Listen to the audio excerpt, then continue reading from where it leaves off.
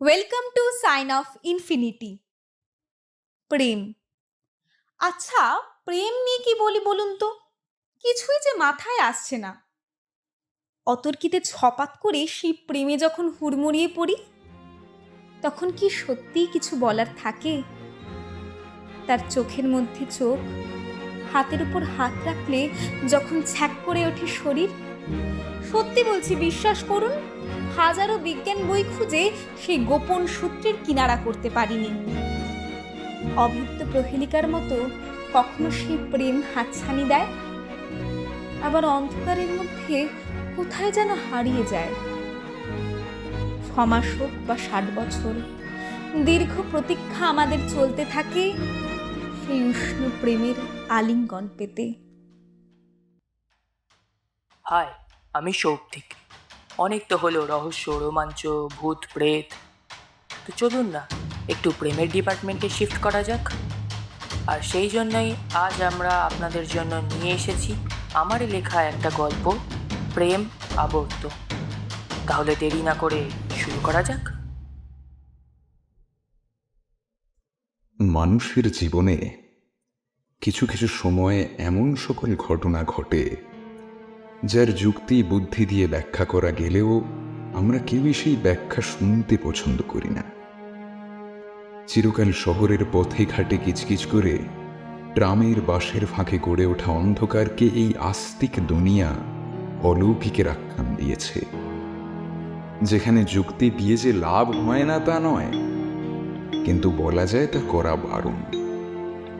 চিরকাল এ মায়াবী পৃথিবী নিজের সকল রহস্যময়তার উত্তর চেপে রেখেছে এ সকল আস্তিক মানুষের অন্ধকারে। তাদের মুখ বিজ্ঞান প্রযুক্তির চেয়ে বেশি খোলে মন্দির মসজিদ নিয়ে। তবে আজও এই বিশ্বে যদি সত্যি রহস্যময় থেকে থাকে, যদি সত্যি থেকে থাকে অলৌকিক, তবে তা নিখাত, নির্ভেজাল ভালোবাসা ছাড়া আর কিছু নয়। আজও যত রহস্যই এক ভালোবাসাতেই রয়েছে, অত রহস্য বুঝি ব্ল্যাক হোলের অন্দরেও নেই। রহস্যময় এই ভালোবাসা, বড় রহস্যময়। আমি প্রদ্যুৎ ব্যানার্জি, একজন বৈজ্ঞানিক। স্বনামধন্য বৈজ্ঞানিক নই, ওই প্রারম্ভিক পর্যায়ে আমি দাঁড়িয়ে, বিজ্ঞান জগতের প্রারম্ভিক পর্যায়ে। মা খুব ছোটতেই গত হয়েছেন, তাকে আর ঠিকভাবে মনেও পড়ে না এতকাল পর। বাবা তারপর আর বিয়েও করেন। অনেকে বলেছিল, কিন্তু কারো কথা না শুনে আমাকে ঘিরেই বেঁচেছেন। বাবার ছিল ইম্পোর্ট এক্সপোর্টের জমকালো ব্যবসা, অর্থের অভাব টভাব আমাদের কোনোদিনও হয়নি। তা উনি একবার বললেন, দেখো বাবা প্রদ্যুৎ, তুমি আমার একমাত্র ছেলে। জীবনে যা করেছি সব তোমার জন্যই করেছি। অগাধ টাকা আমার, তাতে তোমার পরের 2 পুরুষও বসে খেতে পারবে। সুতরাং তোমাকে যে এক্ষুনি রোজগার করতেই হবে তার কোনো মানে নেই। তুমি পড়াশোনায় ভালো, যদি তুমি চাও সারাটা জীবন তুমি পড়াশোনা ও গবেষণা করে কাটাতে, তাতে আমার কোনো আপত্তি নেই, জানবে। তোমাকে শান্তিতে দেখলে আমি মনেও শান্তি পাবো। সেজন্যই আর 5টা ছেলে মেয়ের মতন রোজগারের চিন্তা আমার ছিল না। পড়াশোনা চালিয়েছি। তা বছরখানেক আগে যখন বাবা দেহ রাখলেন, তারপর বড় একা হয়ে পড়লাম। দূর সম্পর্কের কিছু কাকা পিসি বাবা মারা যাওয়ার পর এলেন। তারা বললেন, দেখো বাবা প্রদ্যুৎ, তুমি বড়ই একা হয়ে পড়েছ। আর তাছাড়াও ভূপেনদা যত টাকা পয়সা রেখে গেছেন, যদি ঠিক করে না দেখে রাখো তাহলে যে সাধভূতে লুটে খাবে। তাই বলছিলাম বাবা, একটা বিয়ে কর। তোরও তো বয়স হবে, বউ বাচ্চা না থাকলে কে দেখে রাখবে? এমন সোনার টুকরো ছেলে তুই আমাদের। দেখ বাবা, তোর পিসি কিন্তু খারাপ কিছু বলেনি। জীবনে সঙ্গী না থাকলে বড়ই একা লাগবে। এখন হয়তো বুঝছিস না, কিন্তু পরে এই কথাগুলোই সত্যি মনে হবে। তা বাবা, মেয়ে দেখবো নাকি? সন্ধানে আছে কিন্তু। আমাদের পাশের বাড়িতেই বুলটিদির বড় মেয়ে, রূপে লক্ষ্মী, গুণে সরস্বতী, ক্যালকাটা ইউনিভার্সিটি থেকে এবছরই মাস্টার্স করলো। আমাকে তো বুলটিদি বলছিল যে হ্যাঁ রে, তোর সন্ধানে ভালো ছেলে থাকলে বলিস তো। আরে হ্যাঁ হ্যাঁ, আমিও চিনি মেয়েটাকে, খুব ভালো মেয়ে। বিয়ে করলে সংসার একেবারে সাজিয়ে রাখবে। কি বলিস বাবা? কথা বলবো বুলটির সাথে? তাহলে কাল অসুচ মিটলে পরের বছরই বিয়ে দিয়ে দেয়া যাবে। ভূপেনদা আমার খুব কাছের ছিল, তার ছেলের ভরা সংসার দেখলে আমরাও আনন্দ পাবো। আমি ব্রহ্মচর্যের কোনো সাধু টাধু নই, সংসার থেকে সন্ন্যাসীও নয়, সুতরাং বিয়ে সংসারে আপত্তি আমার ছিল না। কিন্তু তখন বাবাকে হারিয়ে আমি একেবারেই দিশেহারা, কিছুই পরিষ্কার করে মাথায় খেলছে না। কদিন আগে আবার পিসি ফোন করে বিয়ের ব্যাপারে জিজ্ঞাসা করায় আমি কথাবার্তা এগোনোর কথা বলেছিলাম। শোন না বাবা পদ্মত, ওই মেয়েটার কথা বলেছিলাম না, মনে আছে তোর বিয়ের জন্য? কে?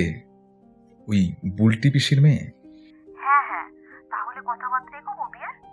আসলে কি বলতো, বুলটির শাশুড়ির অনেক বয়স হলো, এখন প্রায় শয্যাশায়ী, আজ আছে কাল নেই।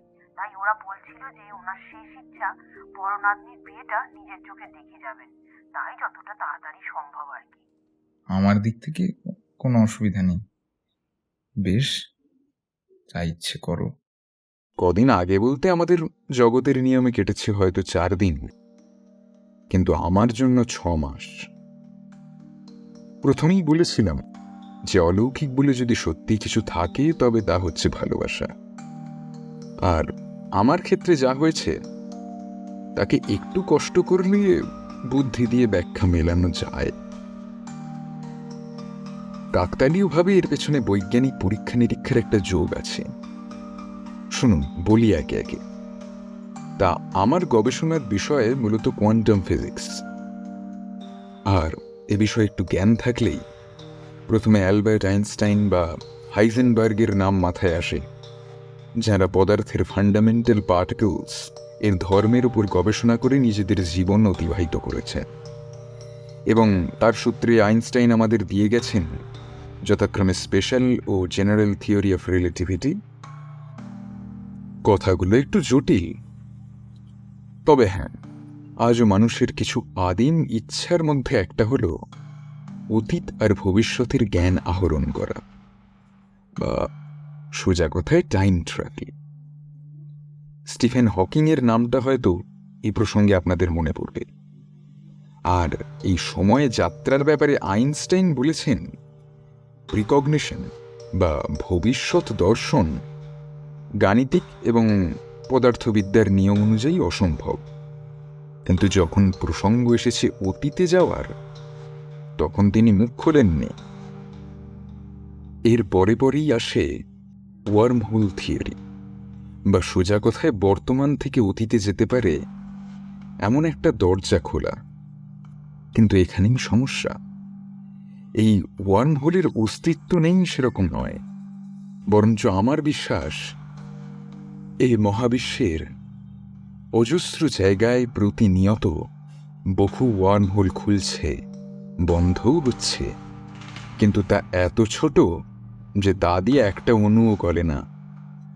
আর যদি মানুষ গলে বেরোনোর মতো একটা ওয়ার্ম হোল তৈরি করতে হয়, তার জন্য যে পরিমাণ শক্তির প্রয়োজন কৃত্রিমভাবে তার যোগান দেওয়া সম্ভব নয়।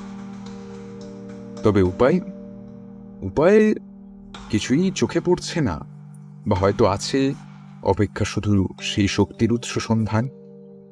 তাহলেই হয়তো বর্তমান থেকে অতীতে গমন সম্ভব। সেদিন মুষলধারে বৃষ্টি পড়ছিল সকাল থেকে। বাড়িতে তো আমি একাই থাকি, আর একা মানুষের জন্য আর কত কী বা করতে হয়। আমার যা বাউন্ডুলে স্বভাব, তাতে কাজের লোক রেখে কত দূর কি সুবিধে হবে জানি না। ইচ্ছে হলে মাঝে সাঝে দুটো কিনে এনে ফুটিয়ে খাই। কাকু পিসি ঠিকই বলে, বাবা মারা যাওয়ার পর যেভাবে একা হয়ে পড়েছি, একটা বিয়ে হলে হয়তো আবার জীবন স্রোতে ফিরবে। তাছাড়াও যাই হোক, সেদিন বেরিয়েছিলাম নদীর দোলে। ওই চরম বৃষ্টিতেও বেরোতেই হয়েছে, কয়েকটা জিনিস ফুরিয়ে গেছে, রান্না বসাতেও পারছি না। দুপুরে খাবো কি? ঝড়ঝঞ্ঝায় বেরোলাম দোকান থেকে, ব্যাগ নিয়ে পাড়ার মোড়ে সবে পা দিয়েছি, আর দেখলাম পুরো রাস্তা ফাঁকা প্রায়, এদিক ওদিক জল জমে আছে।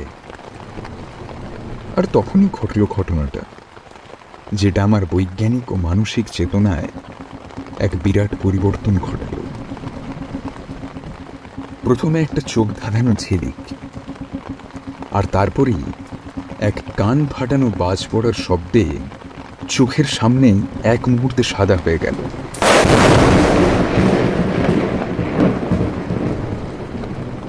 এত আলো! আমার হাত থেকে ব্যাগ আর ছাতাটা পড়ে গেল। তারপর আর কিছু মনে নেই। ঘুম থেকে যখন উঠলাম, একটা অল্প বয়সী মেয়ের খোঁচায়, দাদাবাবু, ও দাদাবাবু, দাদাবাবু, কি গো দাদাবাবু, উফ, ও দাদাবাবু, এই পটল বঙ্কাই, যা তো ছুটে গিয়ে এক ঘটি জল এনে দে, দাদাবাবুর মুখে ছেটাই। দাদাবাবু কেমন বেবাক হয়ে আছেন। এই নাও কেয়াদি।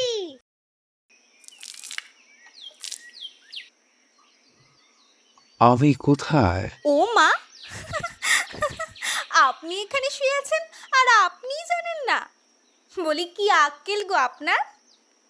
জায়গাটা কোথায় সেইটা বলো না ভাই। এটা তো নারায়ণপুর। নারায়ণপুর? আমি এখানে এলাম কি করে? চারদিকে তাকালাম, আধ শোয়া হয়ে বসে আছি একটা বট গাছের তলায়। একটা গ্রাম, ছবির মতো সুন্দর, সামনেই একটা ছোট্ট মাঠ, চারদিকে গাছপালা আর একটা পুকুর। কোথায় আছি, কখন আছি, এক মুহূর্তের জন্য ভুলে গেলাম সব। কলকাতার কংক্রিটের জঙ্গলে এমন আকাশ, এমন মেঘ, এমন প্রকৃতি আগে তো দেখিনি। কারণটা আপনারা সবাই জানেন। আমরা যারা ছোট থেকে বড় হয়েছি কলকাতায়, যাদের সব কিছুই কেটেছে কলকাতায়, তারা আর ছবির মতন গ্রাম দেখলাম তো। ওই দেখো কাণ্ড, আবার আবার কোথায় হারিয়ে গেলেন ও দাদাবাবু। ধুৎ। ভয়, বিস্ময় সব মিলিয়ে তখন আমি এতটাই অসহায় হয়েছিলাম যে কলকাতার বর্ষার রাস্তা থেকে কিভাবে নারায়ণপুর নামের এই গ্রামে এসে পড়েছি তা ভাবতে গিয়ে মাথা অচল হয়ে গেল। প্রতিনিয়ত নানা যুক্তি আসছে মাথায়, আর বারে বারে তা খারিজ হয়ে যাচ্ছে। কিভাবে সম্ভব, কিভাবে হতে পারে? আস্তে আস্তে আমার মাথা ঝিমঝিম করতে লাগলো, কিছুই ভেবে উঠতে পারলাম না। কিন্তু মানুষের মধ্যে থাকা সেই আদিম সার্ভাইভাল স্কিলের জোরে মনে হলো যা হয়েছে পরে ভাবা যাবে, আপাতত এখানে মানিয়ে নেওয়াটাই শ্রেয়। আমার প্রধান চ্যালেঞ্জ। তুমি কে? কি নাম তোমার? আমি আমি কেয়া, আর এই দুটো উচ্চিংড়ে হলো পটল আর বঙ্কাই। আমি এখানে কখন এলাম, কিভাবে এলাম জানো? অত শত জানি না বাপু, আমি তো এই দুটোর সাথে খেলতে আসছিলাম, এসে দেখি বুড়ো বটতলার সামনে আপনি উপুর হয়ে পড়ে আছেন, তাই তো ডাকলাম। কি মুশকিল! কিন্তু কোনো কিন্তু নয়, এত দুপুরে কিছু পেটে পড়েছে, নিশ্চয়ই কিছু খাওয়া হয়নি। চলুন আমাদের বাড়ি, একটু গরিবের বাড়িতে ভাত খেয়ে জিরিয়ে নেবেন। এমনি সময় হলে হয়তো অচেনা লোকের বাড়িতে খেতে রাজি হতাম না, কিন্তু মেয়েটার গলায় কিছু একটা ছিল, না করতে পারলাম না। প্রথম দেখাতেই যে কেউ এরকম আপনভাবে খেতে ডাকতে পারে আমি জানতাম না। রাজি হয়ে গেলাম, খিদেও পেয়েছিল। এত জটিল অবস্থা, খালি পেটে রহস্যের জট খুলবেন। মেয়েটার পিছু পিছু তাদের বাড়ি গেলাম। মা, ও মা, মা গো, বাড়িতে অতিথি এসেছে, একটু কিছু খেতে দাও তো। ছোট একটা মাটির বাড়ির ভেতর থেকে বেরিয়ে এলো এক মাঝবয়সী মহিলা। মুখ চোখে বেশ রাগি রাগি ভাব, হাতে একটা কঞ্চি। সোজা দালান থেকে নেমে এসে কেয়ার পিঠে ছপাছপ দুখা বসিয়েও দিল। কতবার বলেছি দুপুরে রোদে বাইরে বেরোবি নি? একবারটি শোনো। বলি গায়ের রংটা নিয়ে দুধের মতো ফর্সা, তাই না হলে পুরো কয়লা হয়ে গেলে তোরে কার করে বিয়ে দেবো? তারপর আবার আমাকে দেখেই খুব অপ্রস্তুত হয়ে ঝপ করে মাথায় ঘুমটা দিয়ে দিল। বলল, আগে আপনি? আপনাকে তো এ গায়ে এর আগে কখনো দেখিনি। আগে নমস্কার, আমি প্রদ্যুৎ ব্যানার্জি। আজ এ গায়ে এসেছি। থাকি কলকাতায়। এসে আপনাদের গ্রামের এক বটতলায় ঘুমিয়ে পড়েছিলাম। আপনার মেয়ে আমাকে টেনে আনলো খাওয়াবে বলে। দুপুরে কিছু খাওয়া হয়নি। এখানের কিছুই তো আমার চেনা নেই। বাবা, কলকাতা থেকে এসো? আচ্ছা বাবু, হাত পা ধুয়ে বসো, আমি কেটে দিচ্ছি। আপনাদের অসুবিধা হবে না তো? এই ভর দুপুরে আপনাদের বাড়ি এভাবে খাচ্ছি। আমার কাছে কোনো টাকা পয়সাও নেই। হিমা, ছিছি, তুমি আমাদের অতিথি, তোমাকে দুপুরে খাওয়াতে পারলে আমারই তো পুণ্যি। কই রে কেয়া, ছেলেটাকে জল দে, আসন পাত, কেটে দেবো তো নাকি? খাওয়া দাওয়া তো হলো পেট ভরে। খেয়ে দিয়ে উঠে দাওয়ায় বসে প্রথম থেকে ভাবতে চেষ্টা করছি যে কিভাবে আমি এই জায়গায় এলাম। এরকম একটা সময় পাড়ার কিছু কাকিমা পিসিমা জাতীয় মহিলা এসে এমন সময় দাওয়ায় দাঁড়িয়ে হাঁক দিল। কে আর মা, কই গেলে? শুনলাম তোমার মেয়ে নাকি বুড়ো বটতলা থেকে ছেলে ধরে এনেছে, তাকে নাকি রাজপুত্রের মতো দেখতে। কই, তাকে আমরাও একটু দেখি। এত হাঁক ডাক শুনে কেয়ার মা আর আমি তিনজনেই বাইরে বেরিয়ে এলাম। ও মা, পটল বঙ্কাই তো দেখি মিথ্যে বলেনি। এ তো সত্যি রাজপুত্র গা, কেয়ার সাথে ভালো মানাবে, কি বলো? যা বলেছো। এসব কথা শুনে টুনে কেয়া বেশ লজ্জা পেয়ে ঘরে ঢুকে গেল। আর আমিও এতটাই হতবাক যে মুখে কথা ফুটছে না। ও মা, ও কি কথা? উনি আমাদের অতিথি, দুপুরে এসেছিলেন দুটো কেটে।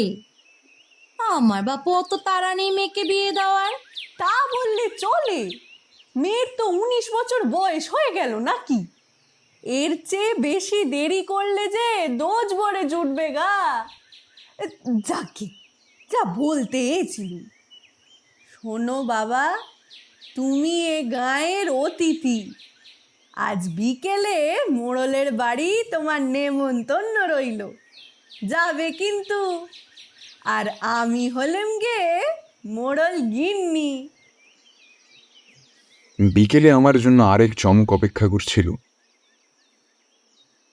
বিকেলের ঘটনা ছোটর ওপর দিয়েই গায়ের সবাই আমাকে ঘিরে বসেছে। এক দর্শনীয় বস্তু আমি, মূর্তিমান, সেরকমই হাবভাব তাদের। নমস্কার, আমি অক্ষয়রঞ্জন ঘোষাল, গায়ের মোড়ল। তার নাম কি তোমার? প্রদ্যুৎ প্রদ্যুৎ ব্যানার্জি। রারে নাকি বারেন্দ্রে? মানে বলি কোন শ্রেণীর ব্রাহ্মণ? কি জানি, আমি ঠিক এসব জিনিসগুলো মানে ঠিক জানি না। যাক, বামনের ছেলে। তা বাড়ি কোথায়, কে কে আছে? আগে বাড়ি কলকাতায়, কেউ নেই, একাই থাকি। মা ছোটবেলাতেই মারা যান, আর বাবা আগের বছর। আহা, দেখো তো, এইটুকু ছেলে, কেউ নেই। তা বাবা এখানে কি কোনো কাজে এসো? না, তাহলে? আমিও ঠিক জানি না। জানো না? সে কি, নেশা ভাঙ করো নাকি? এই না না না, মানে ভ্রমণে বেরিয়েছিলাম, তাতেই এই গ্রামে চলে এসেছি। আচ্ছা, তা কি করা হয় বাবা জীবনে? আমি বৈজ্ঞানিক, কোয়ান্টাম ফিজিক্স নিয়ে গবেষণা করছি। বিজ্ঞানী? তা বেশ বেশ। আমার একটা ছোট অনুরোধ, যে তুমি হলে গিয়ে এই গায়ের অতিথি, তাই আমার দায়িত্ব তোমার যত্নআত্তি করা। তাই যতদিন এ গায়ে থাকবে আমার এই বাড়িতে থেকে দুটি অন্ন গ্রহণ করলে কেতার্থ হয়। আর আমরাও ব্রাহ্মণ, তাই উন্মার্গ থাকার কথা নয়। কি বাবা, আপত্তি নেই তো? না, আপত্তি কিসের? আর একটা অনুরোধ, আপনি বিজ্ঞানী, তিন গায়ে আপনার মতো লেখাপড়া জানা কেউ নেই। তাই গাঁয়ের ছেলে ছোকরাগুলোকে যদি কদিন পড়িয়ে দেয়, তাহলে ওরাও বড় হয়ে বিজ্ঞান টিজ্ঞানী হতে পারে আর কি। বেশ তো, আমার কোনো অসুবিধা নেই, সময় কেটে যাবে ভালো। হ্যাঁ। রাতে মোড়লের বাড়িতে একটা ঘরে থাকার ব্যবস্থা হলো। ব্যবস্থা খারাপ নয়। ঘরে একটা বিছানা, আয়না, একটা চেয়ার, একটা ছোট্ট টেবিল, চারদিকে ছড়ানো কয়েকটা ছবি লাগানো দেওয়ালে, আর একটা ক্যালেন্ডার। তাতে চোখটা এসে আটকে গেল। বাংলা ক্যালেন্ডার, সন 1363, ঝকঝকে নতুন, যেরকম নতুন বছরের ক্যালেন্ডার হয় আর কি। দ্রুত হিসেব করলাম, মানে ইংরেজিতে 1956। আমি আস্তে আস্তে 2 4 করলাম সবটা। যখন দোকান থেকে বাড়ি ফিরছিলাম, তখন যে প্রকাণ্ড বাজ পড়ার আওয়াজটা পেয়েছিলাম, সেটা পড়েছিল আমার সামনে। হয়তো সেই সময়ে সেখানে একটা ওয়ার্ম হোল খুলেছিল, যেটা সোজা 2024-এর সাথে 1956-র যোগ ঘটিয়েছে। আর আগেই বলেছি যে কোনো কৃত্রিম শক্তি উৎস ওয়ার্ম হোলকে মানুষ গলে যাওয়ার সমান বড় করতে সক্ষম নয়। কিন্তু বজ্রপাতের মতন প্রাকৃতিক শক্তির পক্ষে এই কাজ তো অসম্ভব নয় একেবারে। আর আমি পৌঁছলাম সোজা 1956-য়। তবে সময়ের সাথে সাথে যে স্থানও পরিবর্তন হতে পারে, এমন ধারণা আমার ছিল না। উত্তেজনায় আমার কপালে ঘাম। পৃথিবীর অন্যতম গূঢ় রহস্য আজ আমার কাছে প্রমাণিত সত্য।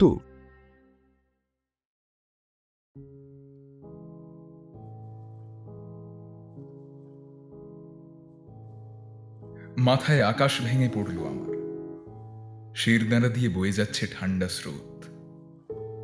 জীবন অনিশ্চিত, কিন্তু তা এতটাই কাকতালীয়। সকাল থেকে যেসব ঘটনা একের পর এক ঘটে চলেছে, তা আমায় এত নাড়া দিয়েছে, ভাবনা চিন্তার কোনো সুযোগই নেই। তবু নিশ্চিন্ত ছিলাম যে ব্যাপারটা যদি কলকাতা থেকে নারায়ণপুর যাওয়ার মতন সাধারণ হয়, তবে কদিনের মধ্যে যেন তেন প্রকারেণ কলকাতায় বাড়িতে আমি চলে যেতেই পারতাম। পরে ভাবতাম, কি হলো, কেন হলো এসব? কিন্তু এই একটা ক্যালেন্ডার, একটা সালের অঙ্ক আমাকে অকুল পাথারে ফেলে দিল। এতে যে সময়ের অঙ্ক আছে তা আমার ধারণাই ছিল না। কিন্তু এখন যদি এটা সত্যি 1956 হয়ে থাকে, তবে কলকাতায় যাওয়ার তো কোনো মানে হয় না। এ সময়ে আধুনিক জীবনের সমস্ত সামগ্রী, উপকরণ, ফোন, কম্পিউটার, স্বপ্ন। আর আমি তো কোনো টাইম মেশিনে আসিনি যে ইচ্ছা করলে আবার ফিরে যেতে পারবো। যে ঘটনা আমার সাথে ঘটেছে, আমি জানি না পৃথিবীতে আর কারোর সাথে সেই ঘটনা ঘটেছে কিনা। আর সেজন্যই 2024-এ ফিরে যাওয়া আমার পক্ষে অসম্ভব। তাহলে উপায়? 68টা বছর আমাকে এখানে কাটাতে হবে ফোন, কম্পিউটার ছাড়া? আমি বাঁচবো ততদিন? জানি না, কিচ্ছু জানি না। এমন অনেক ঘটনা ঘটবে যা সময়ের বিরুদ্ধ আচরণ করে। এ প্রশ্নের আমার কাছে কোনো উত্তর নেই। মহাবিশ্বের অন্যতম এক রহস্যের চাবিকাঠি আমার কাছে থেকেও আমি শিশুর মতো অসহায়। তাকে কেবল প্রত্যক্ষ করেছি মাত্র। পরমুহূর্তে মনে হলো, জীবনে যা ঘটে চলেছে তাকে পাল্টাতে না পারলে মানিয়ে নিয়ে চলাই একমাত্র পথ। আমার বাবা মা নেই, সংসার নেই, পয়সার প্রতি অত লোভ নেই। 2024-এ ফিরে যাওয়ার কোনো পিছুটান হয়তো আজ আর আমার নেই। তবে আমৃত্যু এই সময় রেখাতেই কাটানো আমার নিয়তি, আর একে মেনে নেওয়া ছাড়াও উপায় নেই।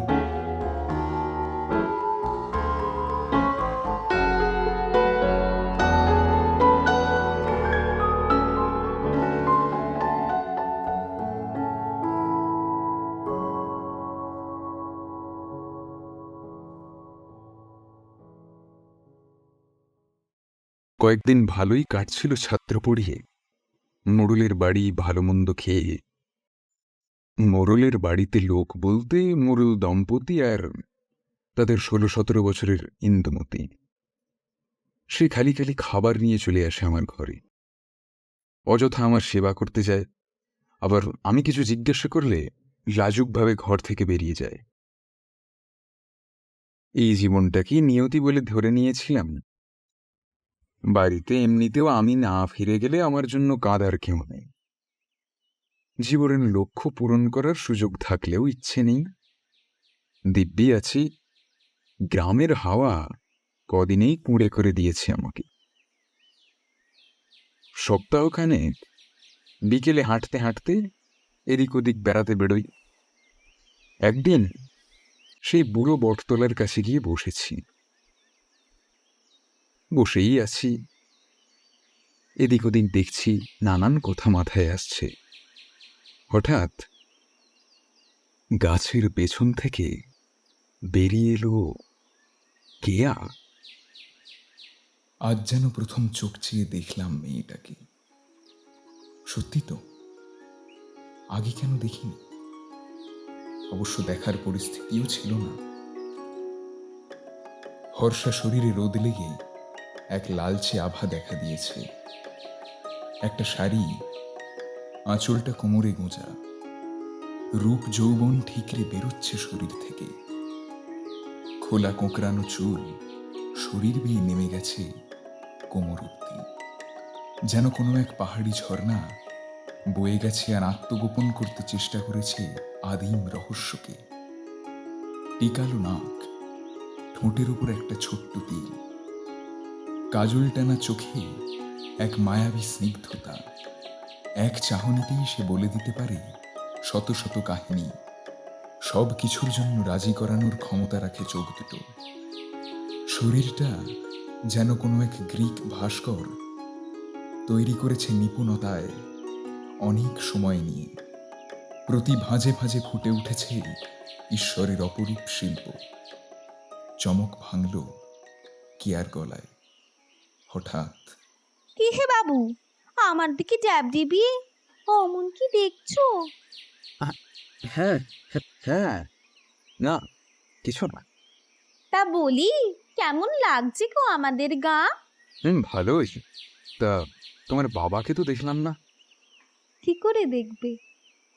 সে তো স্বাধীনতা আন্দোলনে কবেই গুলি খেয়ে মারা গেছে। আমি না তখন ছোট্ট। ও আচ্ছা আচ্ছা, ক্ষমা করে দিয়ে। এই দেখো, আরে না না, অর্ধেক সময় দেশের কাজে বাইরে বাইরে থাকতেন বাবা, তাই তাকে খুব একটা মনেই পড়ে না। বাবাকে হারানো কেমন তা কিছুটা আমি জানি। আমার নিজের বলতে তো ওই একজনই ছিলেন। মাকে তো মনেই পড়ে না। আর আগের বছর বাবাকেও একটা দুর্ভেদ্য নিস্তব্ধতা তৈরি হলো। সেটা ভাঙল কেয়া। এই পেয়ারা খাবে? পেয়ারা খাবো।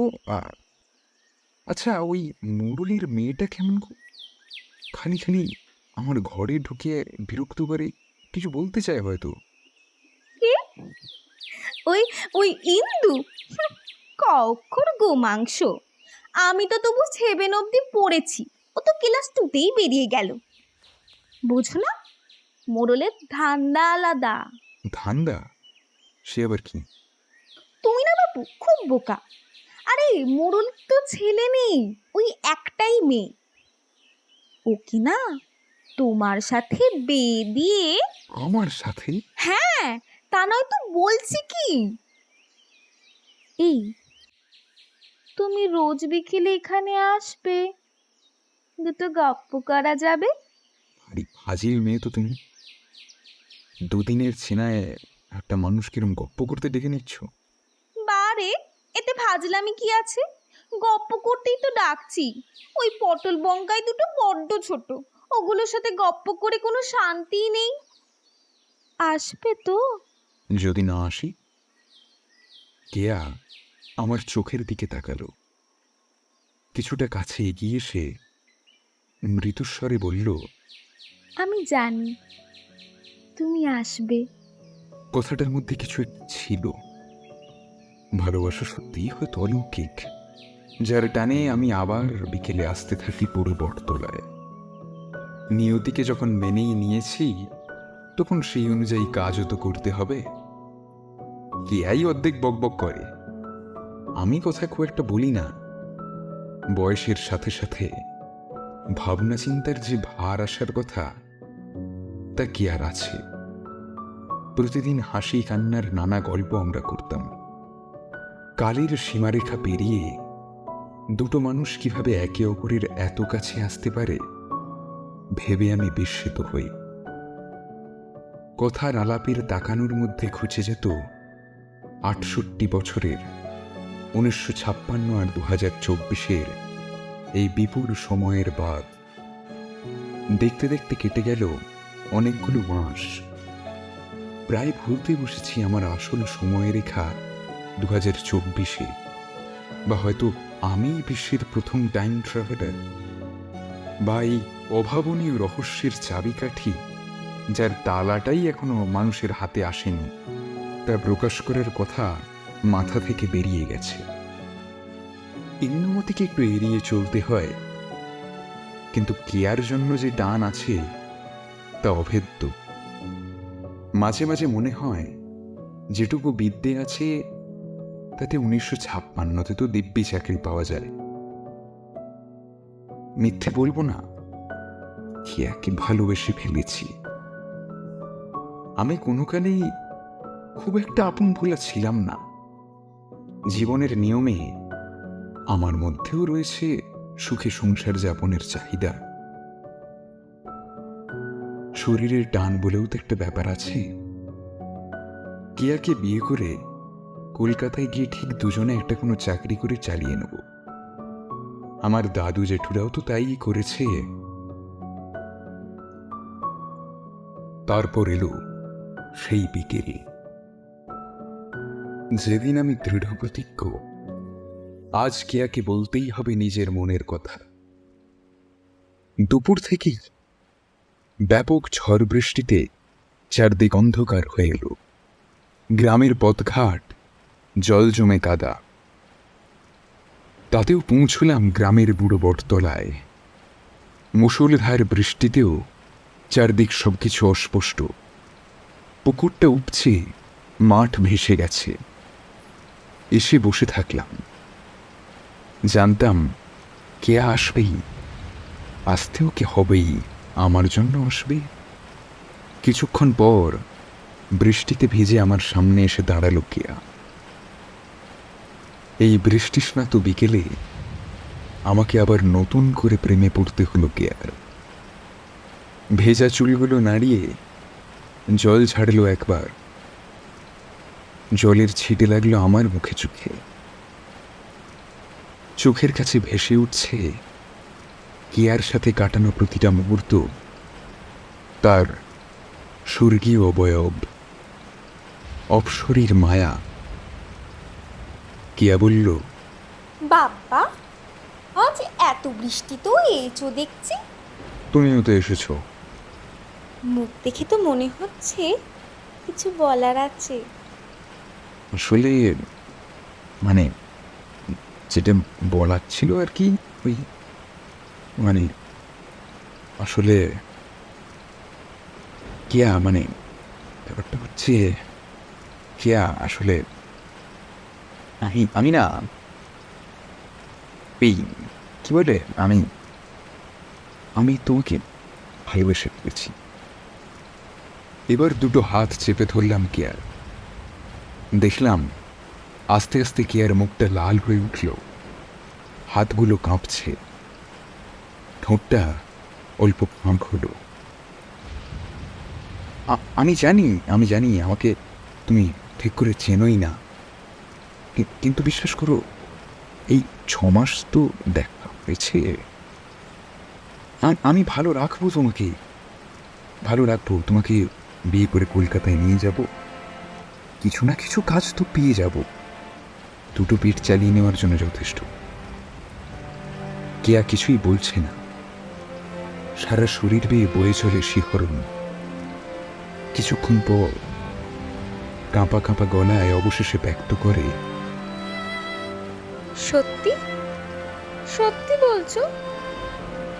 তুমি আমায় ভালোবাসো? কিন্তু আমি তো তোমার লোকের চুক্তিও নয় গো। তুমি আমার জন্য কি তা হয়তো ভাবতে পারছো না। ওসব ছাড়ো, তুমি বলো, তুমি কি রাজি? হ্যাঁ। বলে আমাকে জড়িয়ে ধরল। ওই তুমুল বর্ষায় হয়তো মিশে যাচ্ছিল দুটো প্রাণ, কিন্তু প্রকৃতি দেবতা হয়তো আবার চোখ মুচকে হাসলেন। ঘটনাটা ঘটল আবার ঘন কালো মেঘে আলো ছড়িয়ে ঘটল বজ্রপাত। কান ফাটানো শব্দে প্রথমে ভয়ে আঁকড়ে ধরলাম দুজনকে, কিন্তু তারপরেই এক তীব্র ধাক্কায় ছিটকে পড়লাম।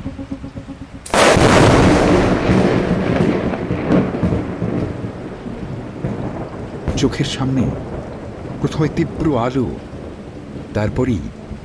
তারপরই অন্ধকার, নির্মম, নিশ্চিদ্র।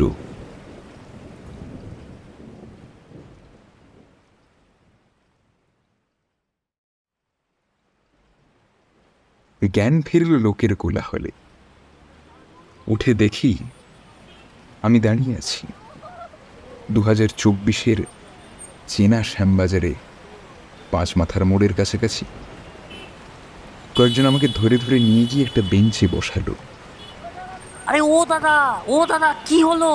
আরে ওরকম করে হড়কে পড়ে গেলেন কেন? হোঁচট খেয়েছিলেন নাকি? মাথাটা একটু ঘুরে গেছিল। একটু জল খাবেন? দেবো?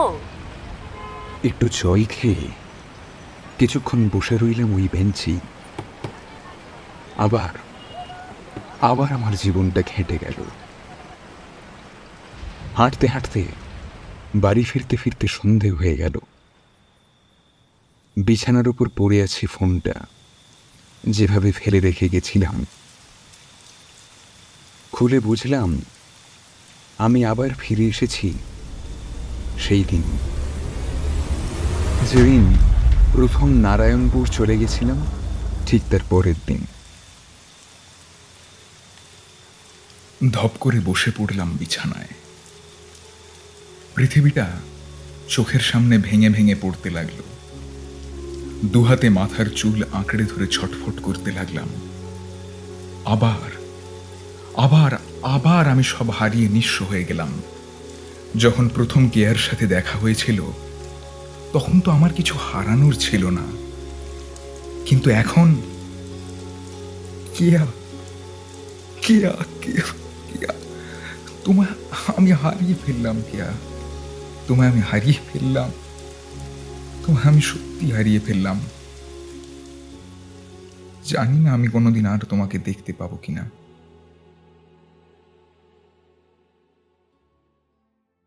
কাটলো 2 দিন। আমার হয়তো মেনে নেওয়ার ক্ষমতা প্রবল। আস্তে আস্তে বুঝতে পারলাম, যা হয়েছে তা আবার করা সম্ভব নয়। জীবন নাট্যের পুনরাভিনয় জীবনের হাতেই তার চাবিকাঠি। বর্তমানে কি করণীয় তাই দেখার। কি ভাবছেন? গল্প শেষ? না, একটা ছোট অংশ এখনো বাকি।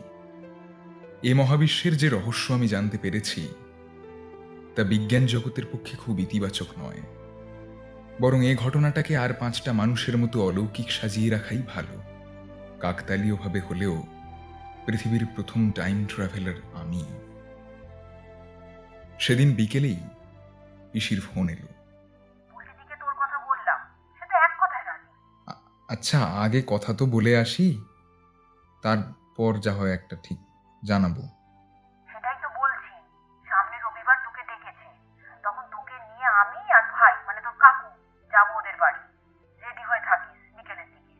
আচ্ছা, বেশ বেশ বেশ, হ্যাঁ হ্যাঁ, ঠিক ঠিক আছে, ঠিক আছে।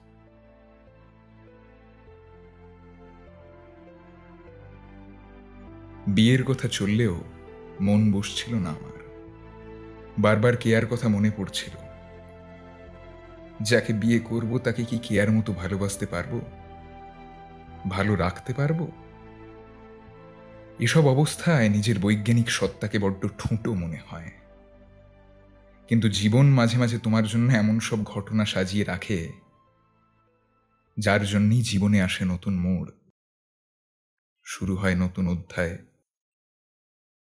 রবিবার বিকেলে গেলাম মেয়েটির বাড়িতে।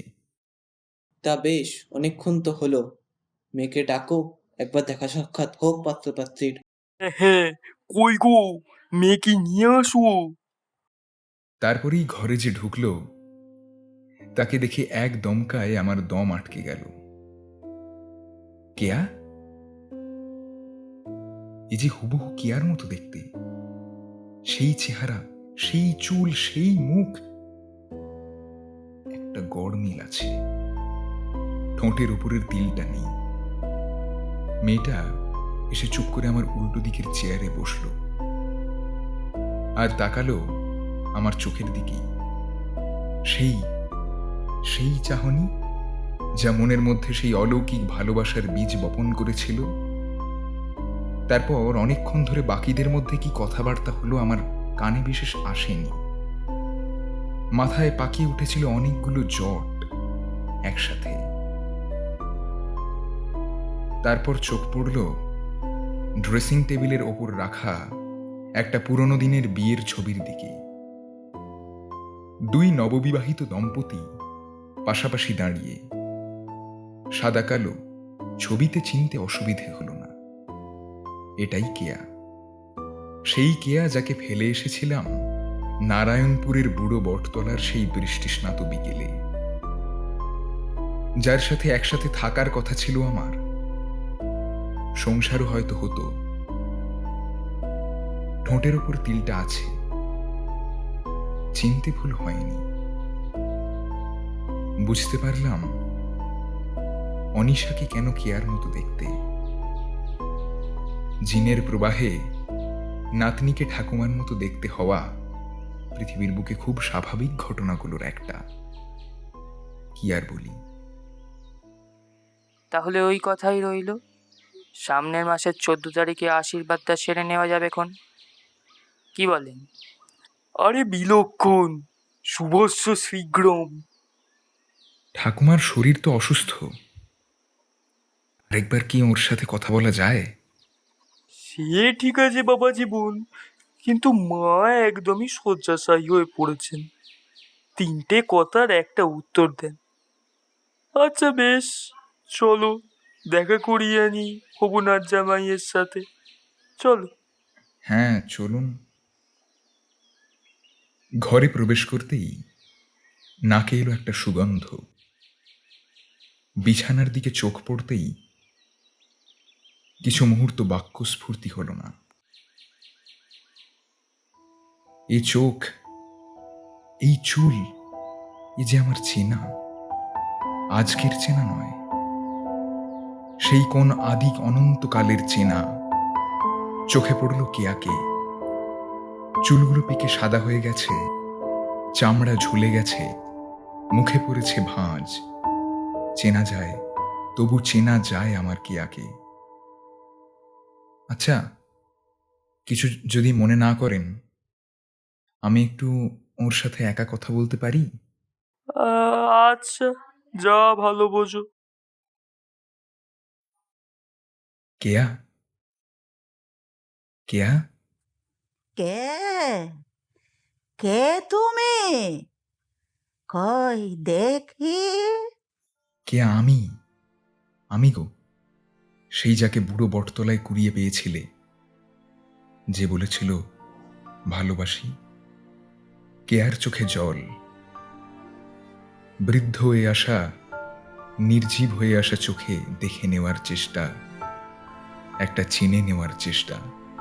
তুমি তুমি এখানে এত জোয়ান! সে অনেক ঘটনা, আমি চেয়েও তোমার কাছে থাকতে পারি। আমি কিছু বুঝতে পারছি না। কি হয়েছিল সেদিন? অলৌকিক হয়েছিল। আজ আমি এখানে ২৬ বছরের যুবক, আর তুমি বুড়ো হয়ে গেছো। আমাদের একসাথে থাকা হয়নি, সংসার করা হয়নি একসাথে। বোধহয় মুচকি হাসল কেয়া, চোখ দিয়ে গড়িয়ে নামলো জলের ফোঁটা। সেদিন জ্ঞান ফিরে দেখি তুমি নেই। বৃষ্টি থেমেছে, আমি বাড়ি গেলাম। পরের মাসে সম্বন্ধ এলো, তারপর এখানে বিয়ে হয়ে গেল। ঠিক যেভাবে সেদিন নারায়ণপুরে পৌঁছেছিলাম, একইভাবে ফিরে এসেছিলাম কলকাতায়। নিয়তি, আমি এতদিন ভাবতাম তুমি বুঝি পালিয়ে গেছো। যাকে এখানে তোমার বড় নাতনি অনিশার সাথে বিয়ে ঠিক হয়েছে আমার। এটাই তোমার? হ্যাঁ, শেষ ইচ্ছা। অনিশা মেয়েটা খুব ভালো, ছোট থেকেই আমার নেওটা। ওকে বিয়ে করে সুখে রেখো। ঠিক আমায় যতটা ভালোবেসেছিলে, ওকেও ততটাই ভালোবেসো।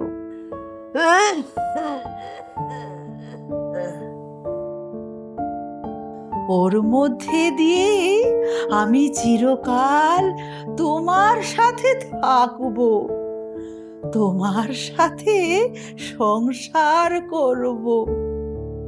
দিলাম কথা। আর একটা কথা, আমি মরে গেলে আমায় দেখতে আসবে তো? যদি না আসি? আমি জানি তুমি আসবে।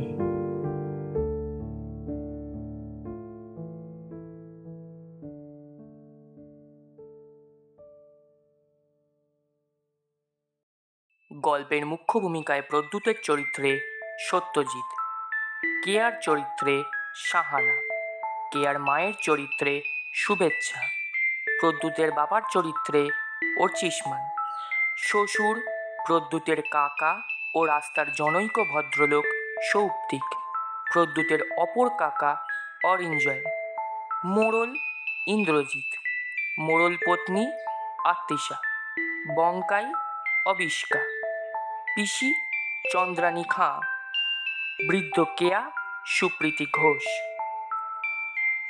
Sound designing and edited by Sudipto. Poster designed by Moinak. Media and promotional support by Indrajit and Orinjoy. And written and directed by Ami Shoptik.